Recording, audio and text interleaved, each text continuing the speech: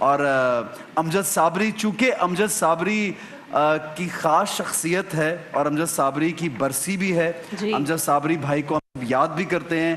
امجد صابری بھائی ایسی شخصیت جن کو کبھی بھول نہیں سکتے، اور انہوں نے پی ٹی وی کے ساتھ بہت کام کیا۔ ان کے لیے ہم سب فاتحہ بھی کریں گے، دعا بھی کریں گے۔ ان کی تصویریں سامنے چل رہی ہیں، آپ سب سے گزارش ہے کہ ان کی دعائیں مغفرت کیجیے۔ ایک ایسی شخصیت پاکستان سے بچھڑی جو کہ پاکستان کا بہت بڑا نام ہے، ایک لیجنڈ، اور ایسا لیجنڈ جو ہے وہ شاید دوبارہ نہیں ملتا ہمیں اس دنیا میں۔ میں تو سمجھتا ہوں کہ ان کا صرف اس ملک میں نہیں، پوری دنیا میں کوئی مقابلہ نہیں تھا۔ ہم اپنے بھائی کو بہت یاد کرتے ہیں، بہت ان سے پیار کرتے ہیں، بے حد اچھے انسان تھے۔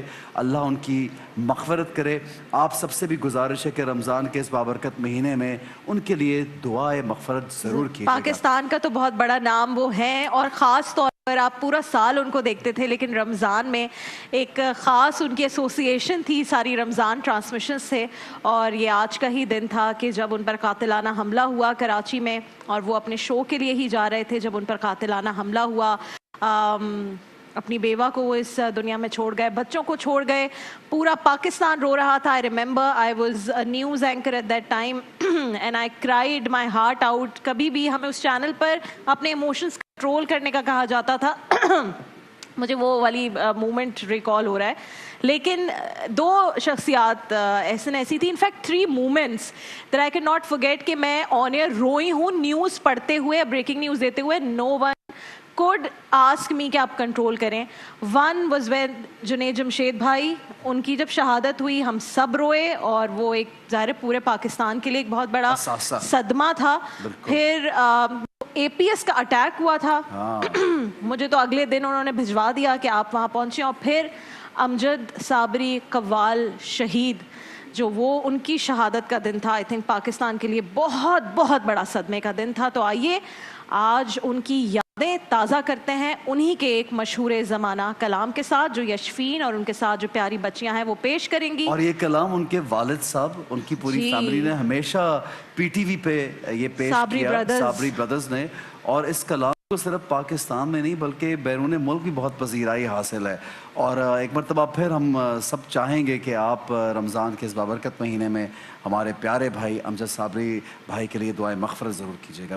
جی ویلکم بیک کہتے ہیں رمضان پاکستان کی لائیو ٹرانسمیشن آپ دیکھ رہے ہیں، اور بریک پہ جانے سے پہلے آپ سب نے دیکھا کہ ہم نے امجد صابری مرحوم کا کلام یہاں پہ پیش کیا، اور ناظرین گرامی ان کی یاد تازہ ہوئی۔ اور چونکہ رمضان کے اس بابرکت مہینے میں ان کی شہادت ہوئی، ان پہ حملہ کیا گیا، وہ دنیا فانی سے کوچ کر گئے، جس سے ہم سب پاکستانی اور جہاں جہاں بھی لوگ ان کو سنتے تھے دل شکستہ ہوئے، لوگ بہت زیادہ اداس ہوئے، بہت ان کو پیار کرتے تھے۔ اور مجھے آج بھی یاد ہے وہ منظر کہ اس قدر بڑا جنازہ، ناظرین گرامی میں نے شاید ہی کسی شخصیت کا دیکھا ہو۔ اور رابعہ بھی ہیں۔ عمران بھائی آپ یہ بتائیے کہ بڑے جنازے کی جب ہم بات کرتے ہیں تو کیا دین اسلام میں کہا گیا ہے کہ کن لوگوں کے جنازے بڑے ہوتے ہیں اور کس طرح سے سلسلہ ہے یہ؟ بسم اللہ الرحمن الرحیم۔ امجد بھائی سے میرے ساتھ بھی بہت پروگرام بھی رہے، اور پھر گاڑی میں اکثر آنا جانا ساتھ ہوتا تھا، لیکن راپ میں تو بڑے ہی وہ یعنی خوش مزاج انسان تھے۔ اور کلیانہ کا جس سے میں بلانگ کرتا ہوں اسی کمیونٹی سے بلانگ کرتے تھے، وہ بھی کلیانہ کے تھے۔ تو ہاں جی ہاں، ایک طرح سے ہماری فیملی وہ بھی بنتی ہے کمیونٹی ایک۔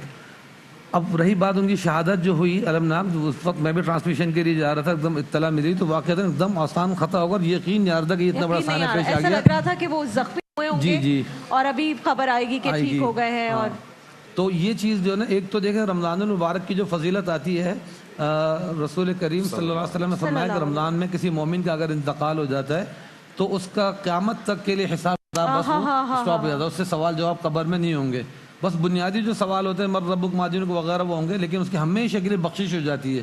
اور یہ بھی حدیث شریف میں آتا ہے کہ جس کا فرسٹ اسٹیپ جو قبر ہے، اگر وہاں وہ بخشا گیا، نجات پا گیا، تو بس اس کی آخرت بھی آسان ہے۔